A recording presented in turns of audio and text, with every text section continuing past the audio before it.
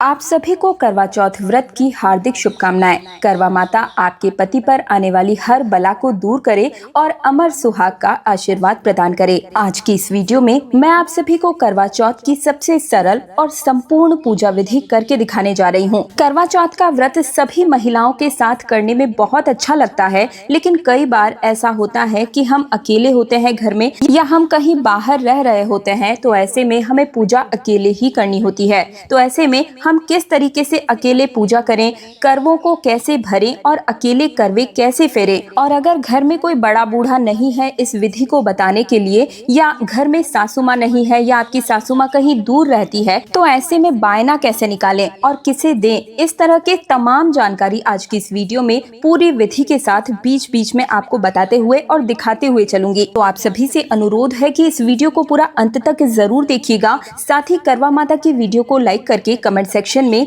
जय करवा माता जरूर ही लिख दीजिए। और देखिए, करवा चौथ व्रत से जुड़ी हुई संपूर्ण सामग्री और शुभ मुहूर्त मैंने अपने चैनल पर डाल दिए हैं, तो इस वीडियो को देखने के बाद आप मेरे चैनल में विजिट करके एक बार सभी जानकारी को चेकआउट जरूर ही कर लीजिएगा। तो देखिए, करवा चौथ का जो व्रत है वो हर सुहागिन महिला अपने पति की दीर्घायु, सुख, समृद्धि के लिए विशेष रूप से करती है। और सभी सुहागिन महिलाएं पूरे दिन निर्जल और निराहार रहकर व्रत रखती हैं और फिर शाम के समय में करवा माता की पूजा करके चंद्र देव को अर्घ देने के बाद व्रत का पारण करती हैं। तो देखिए, करवा चौथ व्रत वाले दिन सबसे पहले आप सुबह में उठकर स्नान आदि से निवृत्त होकर पूरे 16 श्रृंगार करके तैयार हो जाएं। मेहंदी वगैरह आप एक दिन पहले ही लगा लीजिएगा और 16 श्रृंगार में मांग टीका और मंगलसूत्र जरूर ही पहन लीजिएगा। करवा चौथ के लिए अगर आपने कोई नई साड़ी ली है तो वो पहन ले, या अपने शादी का जोड़ा भी आप पहन सकते हैं और शादी की चुनरी ओढ़ कर ही इस पूजा को संपन्न कीजिएगा। और देखिए, पूजा के लिए सबसे पहले हम एक चौकी लेंगे और चौकी के ऊपर लाल रंग का वस्त्र बिछा लेंगे। ये वस्त्र नया लेना जरूरी नहीं है, पहले से अगर आपके पास में है तो आप उसे ही धुलकर दोबारा से यूज कर सकते हैं। इसके बाद अक्षत और फूलों का आसन देते हुए करवा माता का कैलेंडर या फोटो तस्वीर जो भी आपके पास में है उन्हें विराजमान कर दीजिए। कैलेंडर जो है वो हर साल नया लेना होता है, लेकिन अगर आपके पास फोटो है तो आप हर बार उसी फोटो के साथ इस पूजा को संपन्न कर सकते हैं। और इस फोटो में अगर गणपति आपके पास है तो आप उनका भी पूजन कर सकते हैं, या आपके घर के मंदिर में जो गणपति की मूर्ति है उन्हें भी आप विराजमान कर सकते हैं, क्योंकि चौथ की जो तिथि है वो भगवान श्री गणेश जी को ही समर्पित होती है। और क्योंकि मैं आपको पूजा की संपूर्ण विधि बता रही हूँ, इसलिए मैं यहाँ पर कलश स्थापना करते हुए भी दिखाऊंगी। अगर आपके यहाँ पर कलश स्थापना नहीं की जाती है तो आप इस पार्ट को स्किप भी कर सकते हैं। तो इसके लिए सबसे पहले मैं चावलों की सहायता से अष्टदल कमल बनाऊंगी और फिर इसके ऊपर गंगा जल और साधारण जल से भरा हुआ पीतल का कलश हम स्थापित करेंगे और इसके ऊपर स्वास्तिक आप बना लीजिएगा। इसके बाद कलश के अंदर पुष्प, 1 रुपए का सिक्का, सुपारी, हल्दी की गांठ, अक्षत, ये सभी चीजें हम डाल देंगे। अब हम आम के 5 पल्लव लेंगे। आप 5 या 7 पत्ते आम के ना मिले तो अशोक के पत्ते भी इसमें रख सकते हैं इसे सजाने के लिए। और पात्र के ऊपर में हम गेहूं से भरा हुआ, या गेहूं ना हो तो चावल या बाजरे से भरा हुआ पूर्ण पात्र आप रखेंगे और कलश के ऊपर एक देसी घी का दीपक रखकर दीपक को प्रज्वलित करेंगे।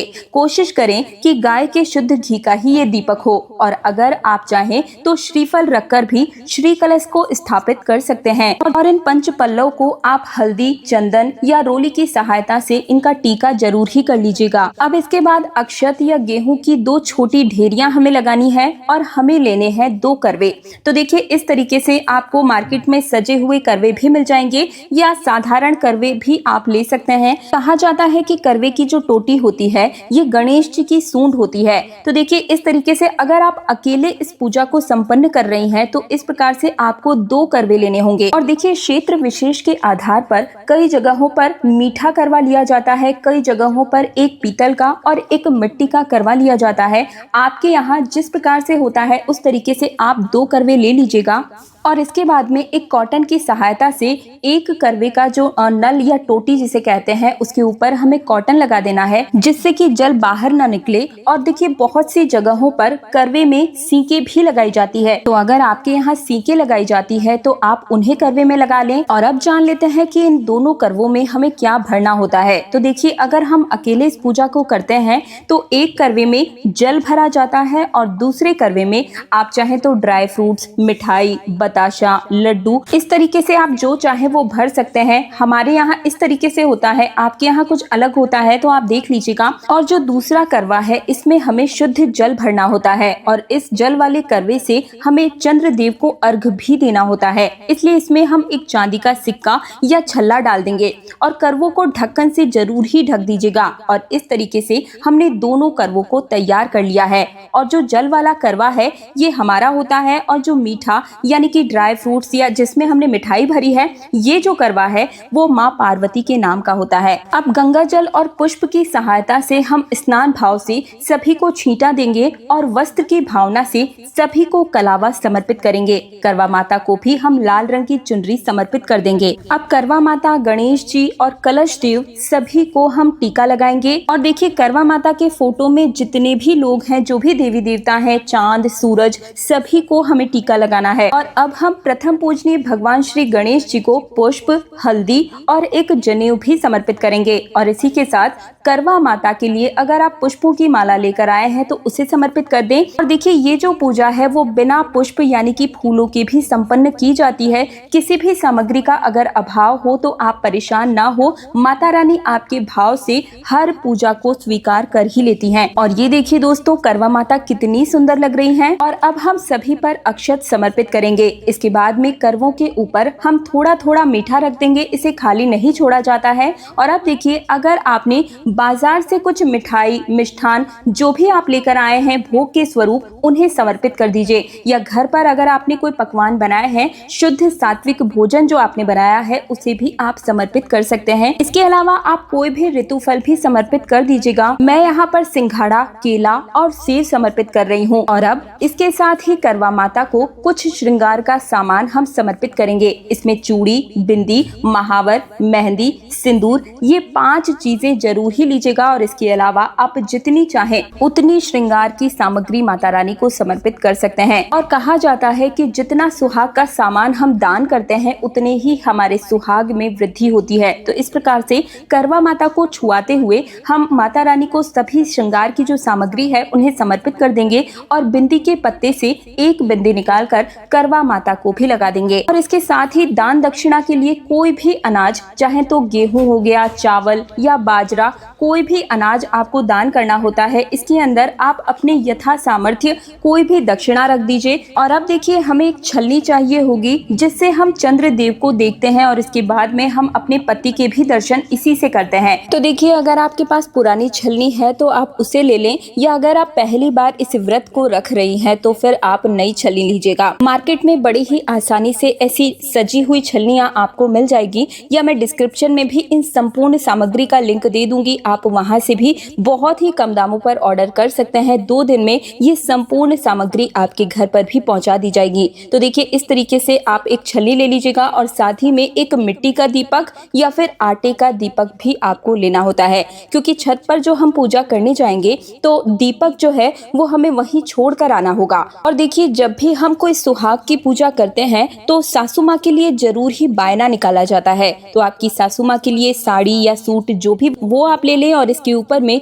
श्रृंगार की सभी सामग्री रख लें। और साथ ही में यथा सामर्थ्य दक्षिणा या कुछ पैसे भी आप इसके ऊपर रख सकते हैं। और अब एक शुद्ध जल का लोटा भरकर यहाँ चौकी पर हम रखेंगे और सीधे हाथ में थोड़े से गेहूं के दाने और फूल रखकर हम करवा चौथ माता की कथा को पढ़ेंगे या सुनेंगे। करवा चौथ की कथा भी मैं अपने चैनल पर डाल दूंगी, तो आप वहां से भी पूजा करते समय उस वीडियो को प्ले करके भी कथा का श्रवण बड़े ही आसानी से कर सकते हैं। और देखिए जो सुहाग की पूजा विधि, जो भी व्रत त्योहार होते हैं वो सबके साथ ग्रुप में किया जाता है तो बहुत ही अच्छा लगता है। जैसे कि वट सावित्री, हरितालिका तीज हो गया, करवा चौथ का व्रत हो गया। क्षेत्र विशेष के हिसाब से थोड़ी थोड़ी पूजा विधि में परिवर्तन आ ही जाता है, पर जो पूजा का मेन मकसद होता है, उद्देश्य है, वो है पति की मंगल कामना और उनकी दीर्घायु की कामना। और देखिए अगर आपके पास में कथा पुस्तिका नहीं है तो कैलेंडर अगर आपने इस पूजा में यूज किया है तो कैलेंडर के नीचे नीचे भी आप पूर्ण रूप से इस कथा को देख सकते हैं। कथा के साथ ही आरती भी इसमें लिखी हुई होती है।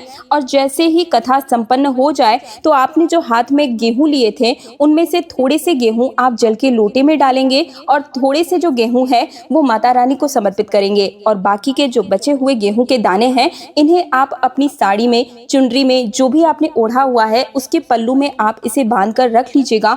और शाम के समय में जब हम चंद्रमा को अर्घ्य देंगे तब ये दाने कलश में हम डाल देंगे। और कई जगहों पर जो करवा चौथ की कथा है वो दिन में पढ़ी जाती है और कई जगहों पर शाम के समय में। हमारे यहाँ पर अर्घ्य देने से पहले यानी कि चंद्र उदय से कुछ समय पहले ही इस पूजा को संपन्न किया जाता है। शुभ मुहूर्त मैंने अपने चैनल पर डाला है, उस अनुसार ही आप इस पूजा को संपन्न कर सकते हैं। और अब देखिए, आरती करने के लिए हमें अलग से एक दीपक लेना है। जो दीपक हमने कलश के ऊपर रखा है उसे हमें नहीं छेड़ना है, अलग से ही हमें दीपक लेना होगा। और सबसे पहले हमें गणपति जी की आरती करनी है और इसके बाद में हम करवा माता की आरती करेंगे। और अगर आपको कोई भी आरती नहीं आती है तो मन ही मन आप गणेश जी का और करवा माता का ध्यान करते हुए भी इस प्रकार से ओम की आकृति में 5 या 7 बार आप आरती को घुमा सकते हैं। और आरती के बाद में जल घुमाकर आप पूजा का आचमन कर लेंगे। और जो आपने बायना रखा है उसे भी हम मिनस देंगे। सासू माँ के साथ रहती हैं तो आप पूजा के बाद पैर छूकर उन्हें दे दीजिएगा। और अगर आपकी सासू माँ कहीं दूर रहती है तो इसे संभाल कर रख लीजिए और जब आप उनसे मिलें तब आप इसे उन्हें दे सकते हैं। अब इसके बाद में हाथ जोड़कर करवा माता से पूजा में रही कमियों के लिए क्षमा याचना जरूर ही कर लीजिएगा और अपने पति की लंबी उम्र की कामना भी हम करेंगे। अब इसके बाद करवों को हमें फेरना होता है यानी कि बदलना होता है।